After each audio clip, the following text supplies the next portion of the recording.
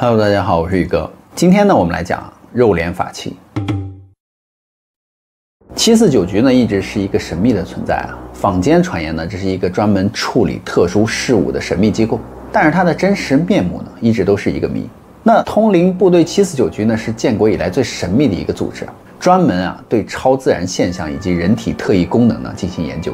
就连当时的陆川导演呢，都专门为749局呢拍摄了一部电影。那近期不是还上映了吗？他当时还宣称自己曾经在这个749局工作了2年，目睹过许多灵异的录像。他还声称该组织呢主要是研究超奇异事件和超能力者的调查。今天呢，我们就进入749局曾经调查过的一个案件——西藏肉联法器。在1982年的2月呢，749局就接到了一个神秘的事件任务。当时西藏的东贡陀寺呢就发现了寺内108名僧人呢集体死亡，他们如同睡着了一样。他们的表情是非常安详的，盘腿坐着没有任何打斗的痕迹。而僧侣袍下的血迹呢，是肉眼可见的唯一线索。掀开其中一名僧人的袍子呢，僧人的下身竟然都不见了。更离奇的是呢，其他107名的僧人的袍下呢，也都是同样的情况。就连当地的警方呢，都没有探寻到事情任何的真相。直到749局的工作人员到来呢，才探寻出和肉联法器有关。一切呢都指向了超自然力量。那位于藏南的东贡陀寺呢并不大，只有7名僧侣，但是它在藏民的心中却是圣洁的存在。东贡陀寺的地理位置特殊，距离中印边境呢只有30公里左右的距离，海拔呢达到了5000多米，白雪皑皑的雪山呢将这座小寺衬托的神圣高洁。那为了弄清楚这108名僧侣集体死亡的原因呢，警方在寺内和寺外的道路上都仔细的查看了一番，却没有任何有用的发现。那按照警方的推测呢，能够同时了结这108人的性命那是1-2个人必然做不到的嘛，所以极有可能是团伙作案。更奇怪的是呢，警方在寺内外都没有发现任何打斗的痕迹，那通往东贡陀寺的路上呢，也没有闯入者的痕迹。唯一可以肯定的是，除了东贡陀寺内的7名僧侣之外呢，其他101名死亡的僧侣都是来自于附近的大寺庙，而他们到这里来呢，就是为了参加这里举行的法会。那寺院圣地又怎么会沦为了人间地狱了呢？就在警方一筹莫展的时候呢，负责带着警犬搜救的专门部门就传来了消息，说108名死亡的僧侣的下身都找到了，他们被放置在了7层佛塔之下。不过很明显就在放入这里之前呢，那些下身还被特殊的处理过，因为上面没有任何的血迹，甚至还出现了胶质溢出的情况。那整个呈现出了一种透明状，一看呢就是被蒸煮过。然后居然在这些下身的旁边发现了很多西藏传说的肉莲花。那什么是肉莲花呢？一会儿宇哥会讲解的。从108名僧人的下身被割到如今出现在众人面前的众多肉莲花呢，案件呢似乎在一瞬间重新陷入了僵局。那么两者之间到底有什么关联呢？对于很多人来说，肉莲花呢是一个传说级别的存在，很多人甚至都觉得它是不存在的。可是藏民们却知道它不仅存在，还是极其残忍的存在。那制作的方法呢更是骇人听闻，只不过因为藏传佛教中的禁忌呢，所以大家平日里根本就不敢轻易提及。那749局的工作人员见到民警索朗措姆的时候呢，直接就问起了肉莲花的事情。当时这个索朗措姆呢面露难色，还把自己收集到的信息都一一说了出来。据他所说呢，自己此前从未见过肉莲花，直到最近去日喀则找大寺庙的这个上师讨教过之后呢，才知道肉莲花的真相。所谓的肉莲花呢，指的就是女婴，经过特殊的工艺炮制和保存之后呢，才会形成如今的肉莲花。它被密宗认定为最厉害的法器。那于是这个749局的工作人员就问这个索朗措姆吧，那被割了女婴的人还能活吗？答案呢是显而易见的自然是不能够活的。可即便是死后呢，他们的悲剧也是没有结束的。那索朗措姆就说，那些腿骨漂亮的女尸呢，就成了制作法器的材料，其他的尸体呢，全部会被拿去喂秃鹰的。制作的工程呢，也是非常变态的。但是你做梦都没有想到东贡陀寺里面竟然供奉着这么多的肉莲花，这得死多少少女呢？索朗措姆又告诉工作人员说这些少女的年龄呢，必须是16到18岁，平日呢是由上师养着的，一旦时机成熟呢，就要被炮制成肉莲花。那肉莲花的炮制过程呢，一共是需要过4关的，每一关都很重要，它们环环相扣，只要有一关出现了问题啊，那就无法继续进行，就算是失败了。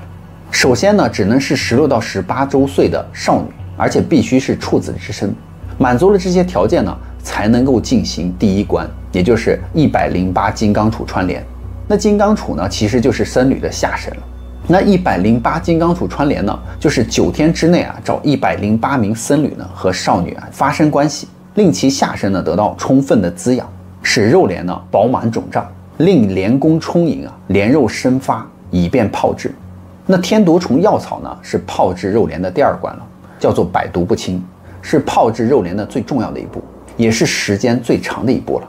前后呢需要经历9981天。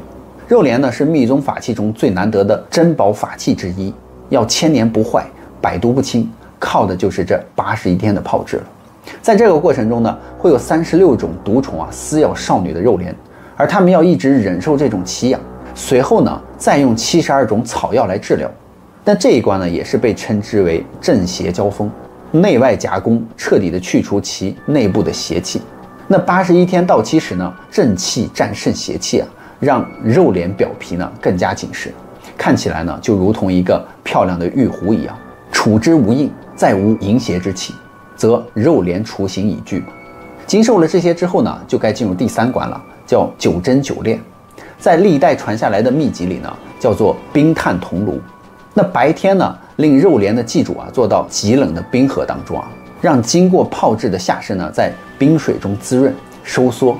日落之后呢，就要让祭主呢坐在特制的这种粗陶瓮上，人坐在陶瓮上呢，下身呢扣在瓮口隔断的一个孔洞上，瓮底呢用陈年的樱桃木啊生成微火，用这样的炭木呢慢慢的灼烤。靠上身的这个热气呢，将肉帘呢炙烤成型，前后呢要经过2个9天，所以呢也叫做9针9炼。这就是炮制肉帘的最关键的，也是最吃功夫、最显功德的环节了。不要说是烤焦皮肉了，就是连上面的绒毛呢都不能够烤焦。炭火呢是极微小的一点，气息呢是极软的，即便是把一张纸放在那个瓮口上呢，传说呢也不会烤糊的。再加上呢，上身呢在冰水里已经泡了1天了，所以炙烤之下呢，只会是有一点点的紧缩，绝不会焦糊的。那经过了108支金刚杵和9981天的毒虫草药的炮制，下身呢早已经麻木酥软，虽然还能够寄宿在女子身上，但是早已经是血肉筋骨呢，已经炮制成天地一体的法器了，只不过是暂时寄宿在这个肉身之上。当第3关结束呢，肉帘呢也就真正成型了。那第4关呢，就叫割帘。这个时候呢，有功德的僧人就会出现在活着的少女面前，用手中的操刀呢割下他们的肉帘。据说这一关呢，要无血无肉才算成功。就是说割帘呢是不能够见血的，那割下来呢也不再是肉了。此时呢，如果见了血呢，就说明炮制未成，前功尽弃了。直到这个肉帘最后炼成呢，人都必须是活着的。如果在割帘之前就断气了，那也就前功尽弃了，算失败，就不能用。最后呢，就算是整个过程都非常圆满，已经割下来了，但是肉帘呢还是没有功德圆满的，还要有功德的这个僧人呢精磨细揉，经过9年的时间才能够真正的像祖传法器一样圆润柔韧，流传1000年。那个时候呢才算是圆满。那说完这些之后呢，索朗措摩就把工作人员带到了佛塔处。当时所有人都震惊了嘛，因为肉帘的数量之多，更是心疼有无数的少女呢献出了生命。或许呢是时间比较久的原因如今的肉帘呢已经都是紫红色了，外形呢正如这个索朗措摩所说的那样，是玉壶形状的。虽说日日都供奉在这个佛塔之中可肉帘却依然呢柔软紧致，甚至还能够闻到一股阵阵的异香。索朗措摩就说呢，这应该就是被喂过了某种特殊的药粉。但是当他的话还没够说完之后呢，749局的工作人员就拿手里像收音机一样的那个勘探工具就开始居然剧烈的抖动和转动了起来。上面的仪表呢指针全部都没有一点是规律的，如同安装了一台发动机一样，一个劲的在抖动。当时749局的工作人员立刻就说糟糕，要出事了。而索朗措摩拿在手里的这个酥油灯呢也瞬间的熄灭了。当时他们就说一股阴风瞬间就侵入了他的头上，而后记忆呢好像瞬间被抽空了一样。当他恢复意识的时候呢，已经是5天以后了。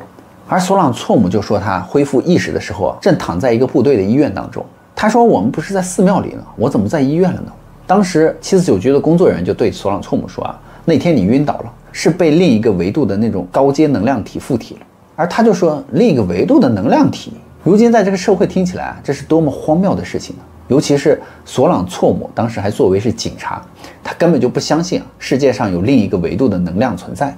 可毕竟是749局的专家呀，又怎么可能跟自己开这样的玩笑呢？749局的工作人员就跟他解释说肉莲花的炮制呢，由于太过于邪恶了，而那些祭主们虽然是死了，但是他们的怨恨却始终是存在的。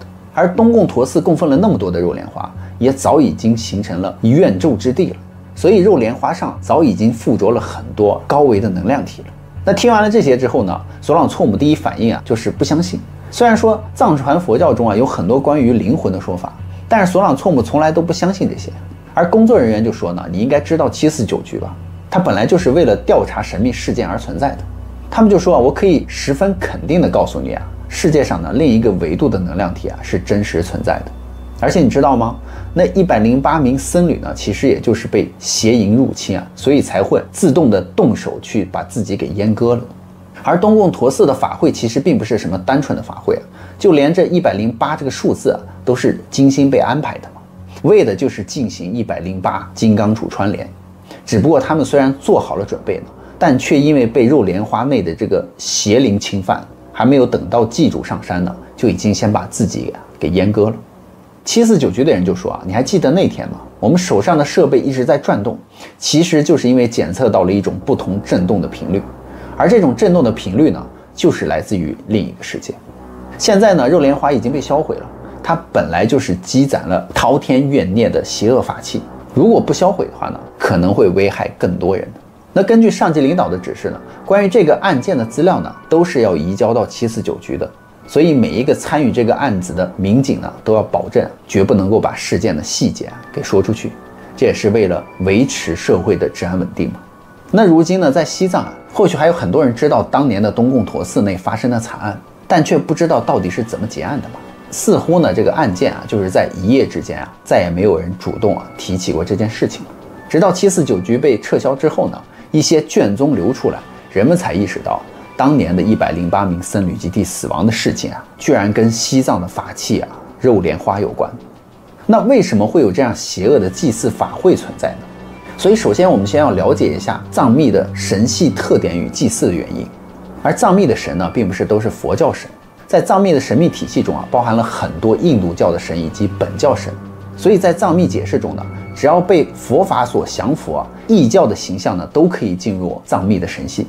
喇嘛可以驱使异教形象的力量，但是由于驱使的异教形象们多半为恶魔，有杀生的本性，所以驱使其的效力时呢，必须要付出一定的代价。想要召唤其现身呢，必须要给他献上他们喜欢的贡品。